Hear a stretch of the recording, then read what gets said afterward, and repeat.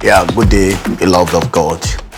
You are welcome again to the program, What Does the Bible Say? In this program, we ask questions and we answer them. So I have questions already before me. I will read them out and answer them. I will answer each of them as God enables me. Then also you have the privilege to ask your own question as well and drop your questions inside our in the comment section. Drop your question in the comment section. God bless you. The first question before me today is, what does the Bible say about wealth and prosperity? Wealth and prosperity. Well, the two of them sounds alike. One can be prosperous and not be wealthy, because there is spiritual prosperity, and there is marital prosperity, and there is physical prosperity. Yeah. And one can be wealthy and not be prosperous. Yeah, you can have wealth. Several people, even unbelievers, are wealthy and they are not prosperous. You can't be godless and be prosperous. Yeah, you can't be godless and be prosperous, but you can be prosperous. Joseph in the Bible, in Genesis chapter 37, we were told that he was a prosperous man. In fact, Potiphar knew that Joseph was a prosperous man, yet he was a slave. Now, wealth is God's will for us. God can make us to be wealthy. And it is a must for us to be prosperous. As Christians, we must be prosperous. Well, I don't know why some people attack prosperity. Probably their mindset. They believe that you have to be poor for you to serve the Lord or for you to follow the Lord. Well, there is a saint in the Bible, Agor, the son of Jackai, in Proverbs chapter 8, in Proverbs chapter 30, verse 8, he was praying and saying, God, don't give me poverty. I don't want to be poor and I don't want to be rich. And he made his reason known. He said, he made it known to God, not to human being. He told God, if I'm poor, I will steal. And if I'm rich, I may be proud. So I just want you to satisfy me with what I need. That was his desire. Now, and you also may have the mindset that you want to be poor, but it is the will of God for us to be prosperous, because God actually loves and desires the prosperity of his children and the prosperity of his servant. In 3 John, the only chapter, verse 2, our beloved apostle was praying, Apostle John was praying, I pray that thou may be prosperous. Yeah? That you will prosper, even as your soul or your spirit prosper, and be in health. Said, I pray that you will be prosperous and be in health, just as your spirit prosper. So that's why I told you the other time, as prosperity of the spirit, there is prosperity, financial prosperity. Financial prosperity is wealth. So it is the will of God for us to be wealthy. However, some Christians believe with what Jesus said, that it is difficult for a rich man to go to the kingdom of God, to inherit the kingdom of God. Jesus didn't say it is impossible. Actually, there were saints in the Bible, in the New Testament, there were saints in the New Testament that are prosperous and they are wealthy. Yeah, and Jesus taught us, even the epistles, in 1 Timothy chapter 6, verse 17 to 19, that the caution there is for any prosperous and wealthy Christian is that he should not be high-minded, he should not treat others wickedly and ruthlessly, and he should, acknowledge God as the giver of both prosperity and wealth, and he should also show mercy to people, increase in good works, and advance the kingdom of God with the wealth that God has bestowed on them. That is it. It's the will of God for us to prosper. It is the will of God for us to be wealthy. However, if you don't want to prosper, if you don't want to be wealthy, God will not force it on you. Yeah. But don't ever think that those who are prosperous and those who are wealthy as Christians will not make it to heaven. Poverty is not the yardstick to make heaven, and neither is prosperity and wealthy and wealth is the yardstick to make heaven. These are what God bestowed on us for us to enjoy and for us to be a blessing to others and to advance His purpose on earth. Another question: what does the Bible say? What does the Bible say about how I can manage my finances in a way that honors God? How do I manage my finances in a way that honors God? Number one is that you must acknowledge that God is the owner of all things. God owns you. He owns you on two ground. He is the one who created you. On the second ground, He is the one who redeemed you. You are purchased. We are purchased with a price. And the price for our redemption is the blood of Jesus Christ. So we are not on our own, and we should not be on our own. So we should acknowledge God as the owner of our lives and the owner of all that we have and all that we ever have. So wherever we are today, wherever we are going to be tomorrow, we must come to that consciousness that God is the owner. That's the first point on managing your finances. Secondly, before you begin to spend money, don't just acknowledge God, consult God. Yeah, the scriptures say, as many that are led by the Spirit of God, they are the sons of God. The Lord gave us the Holy Spirit, not just to dwell in us, but also to guide us. The Holy Spirit is our teacher. The Holy Spirit is our guardian. The Holy Spirit must not just be our resident boss. It should also be our presiding officer. That is, the Holy Spirit must guide us. So we must consult the Holy Spirit on how to manage, how to spend the money we have. So to manage our finances, we must also understand the rule of money, how to make money, how to manage money, how to multiply money. And to manage your money, you must understand the rule of earning, saving, spending, and making investment. So, and one thing that you must run away from is to avoid waste. So, if God will be honored, spend your money to glorify God. Spend your money. How to glorify God is to do the things that God commands you. It is God that knows how we have to spend the money He has given to us in a way that He'll be glorified. That's why I say you must consult God.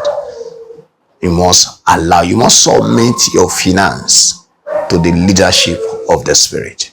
You must submit your finance to the leadership of the Word of God. The Bible is open for us to guide us on how to spend our money, to manage our money to the glory of God. So the first thing that we also add to this is that give to God. Give your tithe, give offerings, give as you are led of God. Another thing is take care of your family. God is glorified when your family is comfortable. To deny your family provision and you are giving outside, that is hypocrisy. 1 Timothy chapter 5 verse 8 say, if any man does not provide for his own family, the larger family, especially his own nuclear family, the Bible says he has denied faith and is worse than unbeliever. So you have to make provision for your own family. You have to make provision for your mother, for your father, for your siblings. They should eat from what God has given to you. And then you must give to the poor. You must give to the needy. You must give to your fellow brothers or fellow sisters and anybody who might come to ask of you help, financial help or financial aid. You should not deny them or close your eyes or close your heart of compassion towards them. When you do this, I know God will be honored. And the more God is honored in your life, the more you increase in your finances. I pray that God will bless you. Another question here: what does the Bible say about debt and financial responsibility. Well, the Bible says no to debt. Yeah, Proverbs 22 verse 7, the Bible says that a borrower is a slave to the lender. Psalm 37 verse 21 say, the wicked borroweth and does not pay back. So God does not want us to borrow. In fact, the covenant of God over us as children of Abraham and God's children is that we shall not borrow, we will only give. But some of us believe, and I mean many of us believers believe that debt is part of your life. Some of you believe that you cannot do without debt.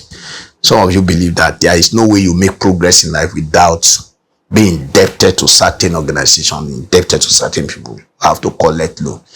We are in the days whereby even church goes to bank to borrow money to build the auditorium. That is not scriptural. It doesn't make spiritual sense also. It does not even make natural sense. Common sense should tell us that if this work is God's work, it should finance his work. So we drag the name of the Lord in the mud of compromise by going to banking institution to borrow money to run church affairs. It is ungodly. We have to stop it. You have to stop it. So God does not want you to owe. Even if you are in a nation whereby you have access to credit facilities, you must discipline yourself not to be using, to leverage your life on debt and you'll be paying back. You don't live your life on mortgage. It is not correct. God can give you what you need without mortgage, without borrowing. God will supply all your needs according to his riches by Christ Jesus. God is a provider. Say, the Lord is my shepherd. I shall not want. Yeah. And Jehovah is Jehovah Wadu. Our God is not only Jehovah Jireh, he is Jehovah Wadu. Ephesians 3:20 says, unto him who is able to do exceedingly abundantly above what we ask or think, according to his power that works in us. And all things has been provided for us even before we came. Before we came to this life, before we came to Christ, all things are provided. According to the scripture, all things are ours. It belongs to us. So we have no ground to hold, and it is not correct to hold. If there is anyone in the pit of debt or in the dungeon of debt, the hand of divine mercy will raise you up and free your life from debt. And whatever be the chain of debt in your life, the Lord will cancel it. Financial responsibility, we are obligated to spend our money first to please God. We spend our money to take care of our family. We have to spend our money to take care of our fellows in Christ, do good to men. We have to spend our money to do good to all human beings. We have to spend our money to take care of the poor. We have to spend our money to advance the gospel. We have to spend our money to support men of God, to support gospel work. That is our financial responsibility. And I pray that God will help all of us to do well in fulfilling what God expected from us. Now, the next question, what does the Bible say about finding God's plan or God's career? How do I know the plan of God for my life? How do I know the career that God wants me to pursue? Yeah. If you want to know the plan of God for your life, you cannot know it outside God. You have to connect with God. So God himself, who has planned each of our lives, is the right person to consult for us to know his plan over our lives. And as to know the career that you are to pursue in life, how do you know? There are three ways to that. Number one, you need to check deep inside you. What do you desire to do? What is that thing that you are longing for in innermost being, what do you want to do? And what is that thing that you do that you enjoy most, even if you are not paid for it? Yeah, what is that thing that you enjoy doing, even if you are not paid? Then what is that thing that you can do without learning it? Yeah, that's a pointer. Now, I'm not saying that you should not be trained. I'm not saying that you should not pursue expertise, but to know your career, you need to know what is deep inside of you. Two, the deep desire that you are longing to do. Two, what you are capable, your talents. Then the last there is consult God. Yeah, let the Holy Spirit guide you, and it will lead you into the career that you are to pursue in life. Your career, you may not find it in the Bible. You may not find it in the Bible. You may not find it in the Bible. But the Holy Spirit will tell you what to do. What does the Bible say? Okay, what does the Bible say about work and life balance? How do I balance work with life? Yeah, there are two extremes here. We have some people who don't want to work. They are lazy. They hate work. And we have on the other extreme side, those who are workaholic, who can work 18 hours, 20 hours, not just to fulfill. In fact, it is not about fulfillment, not about looking for fulfillment. It's just that they are enslaved by money. This is a trouble on ground. Majority of us, and I mean Christian, in the natural world, people work for money. In Christ, we don't work for money. We work primarily to please God. Yeah, we work to give, not just to earn money and to keep money. Ephesians 4:20 says, he that steal, let him steal no more. If you have stolen before, say, let him steal no more. But let him rather work, not to earn, but to give. So, we work to please God. We work to give to others. We work to make ourselves comfortable. It is a command that we must work. We have to work for 6 days, and the 7th day we have to rest. Now, any day can be the day of your rest, but you must rest.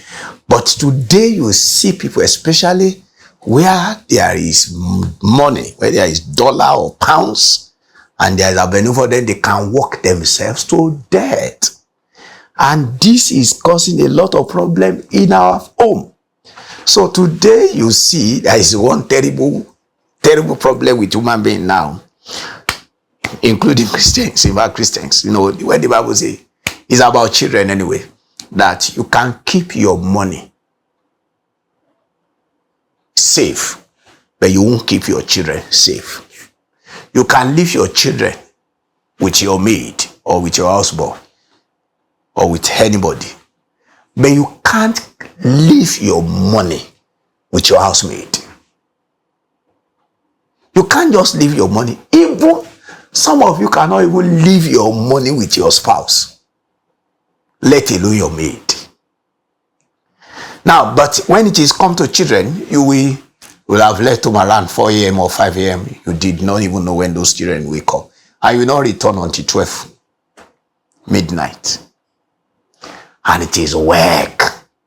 Now, we work to get money and at the same time to lose our children. So we have to bring balance here. In Psalm 127, God said it is vanity for you to wake early and come late.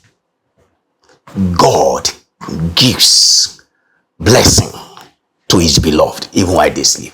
Now what is God saying? God does not say you should sleep, because to sleep is to turn into poverty. What God is saying is that work for certain hours, at most 12 hours, come back home and stay with your children.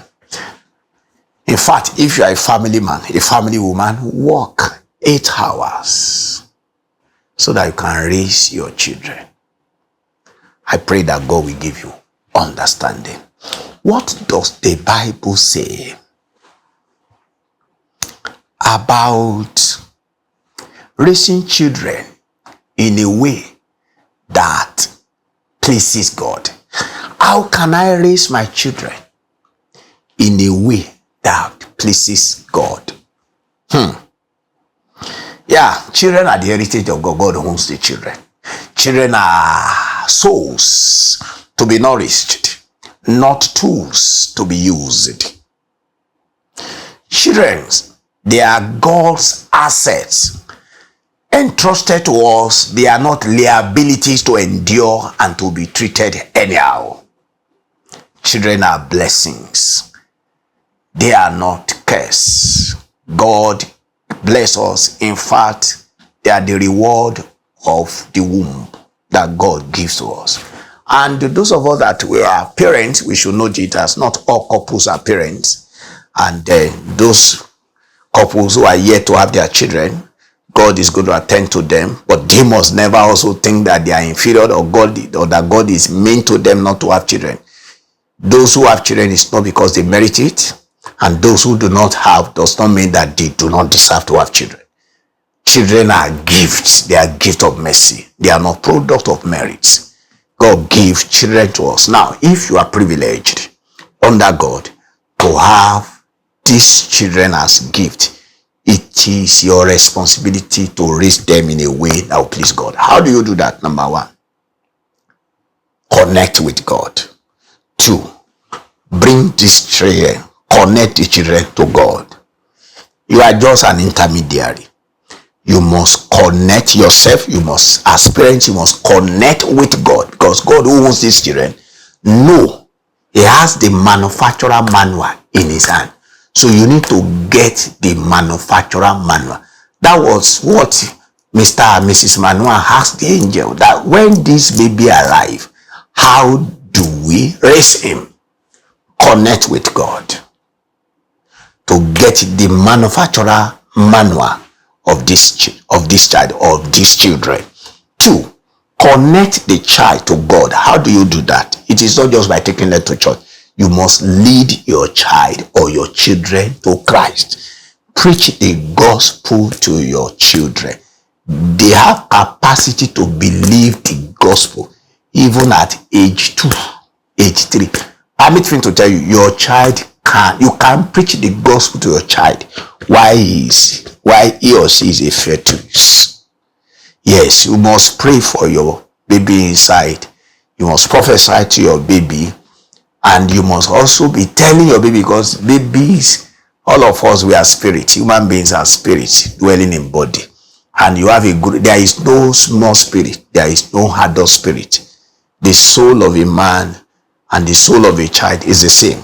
Is the same. Is the same. So spirit doesn't grow older than each other.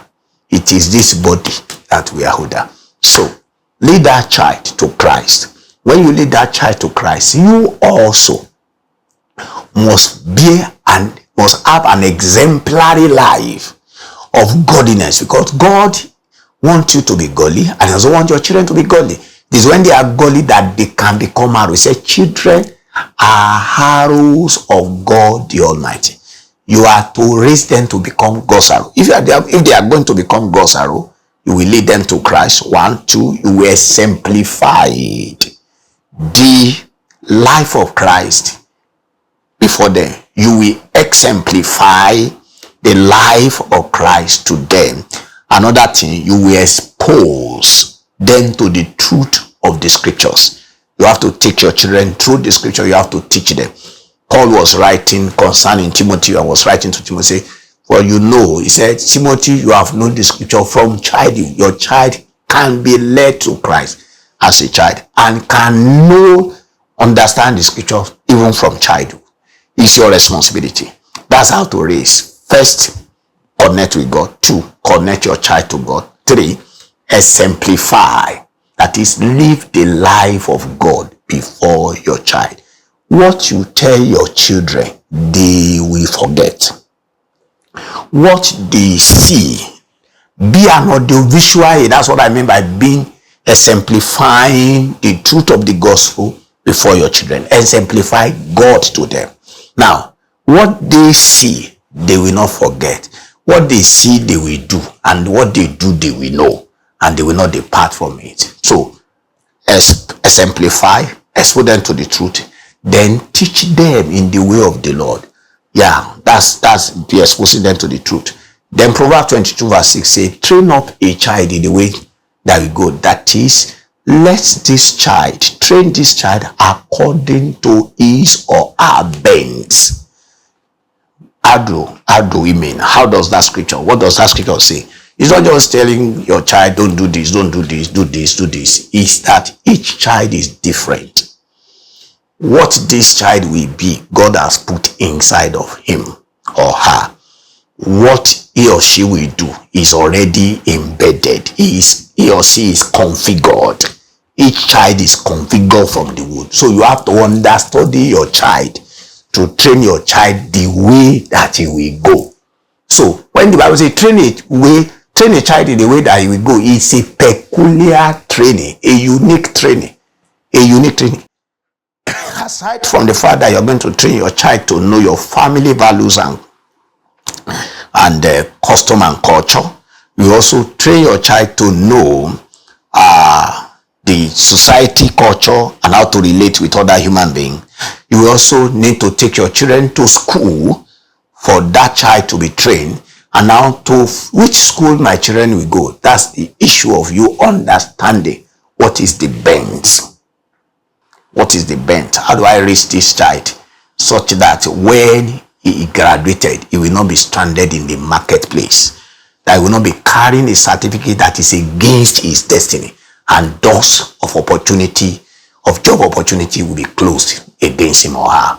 So that's why you have to train up a child in the way that you go. When you do that, you please God, because your child will be who God wants you to be, and God himself will be able to release that child to wherever you want him to go. I pray that God will bless you. Now, the last question for today is, what does the Bible say about parenting principles in parenting? All right, almost similar, but let me come this way. The principle of parenting that are, number one is that the parent must live the life that they want. If you don't want a corrupt child, then you yourself don't be corrupted. If you are a corrupt agent, automatically your children will become corrupt. Live the life that you want your children to live. Don't just be a religious by God. Don't just be a religious folks. Yeah, don't just be a religious folk. Just choose to be godly. Have relationship with God and live your life to please God, not to impress men. Live your life according to the truth of the scriptures. That's the first principle. The second principle is that be good to your children. And to be good, you have to provide them basic needs of life. You have to protect your child. You have to defend your child. You have to nourish your child. You give care. Be good. Give care. Give nourishment. Then what again you do is to raise your child. Train this child. Now train your boy or your boys to become men and real men who will be husbands and who will be fathers. Real husbands and real fathers. It's your responsibility. It's your responsibility to do that. Then raise your girls to be daughters. Real daughters.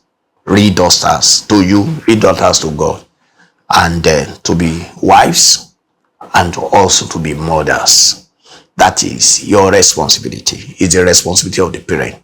Our boys must be raised to become sons, to become husbands, and to become fathers, and they to become men in the society.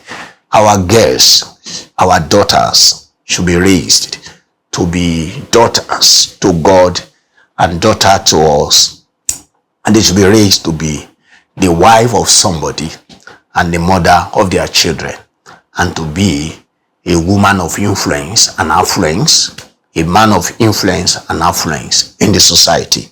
Then discipline them. Discipline is one of the principles in parenting. Now, discipline does not mean brutality. Brutality is wickedness, and that's satanic. But the Bible instructs us to discipline our children. It's just to guide, to instruct, to bring the rod. And when you say rod now, we are not saying a club. God does not want you to club your child or give your child a dirty knock. Discipline. Discipline. It may be mild, it may be sharp, depends on. Just has to be according to the measure of the offense. And you don't just quickly discipline a child. There must be an instruction, a warning, a command, a charge, and also tell him or her that if you do this, this will be the consequence of it. That's how to do it. And then finally, release your child. Be ready. Prepare for the release. Prepare in your heart that these children, they are not mine and they will never be yours. Don't be possessive and don't be overprotective. Children remains God's heritage. The owner of these children can lead them anywhere. Can lead them to marry the people that you don't want. Can lead them to marry the tribe that you don't approve. The owner of these children can send them to do work that you are not interested. So release them. So far, it is God's will for them. It is God's will for them. You release. I know there is painful of release, but we must prepare for it. That's one of the principles of parenting. Until I come again your way next time, and I'll be next week on this program, What Does the Bible Say? I pray that God will keep you, God will protect you, and Lord will attend to every issues of your life in the name of Jesus. God will preserve us both, and the Lord will keep us pure in his counsel, and the Lord will uphold us to the end. So, please don't forget again, if you have any question, please drop it in the comment section. God bless you.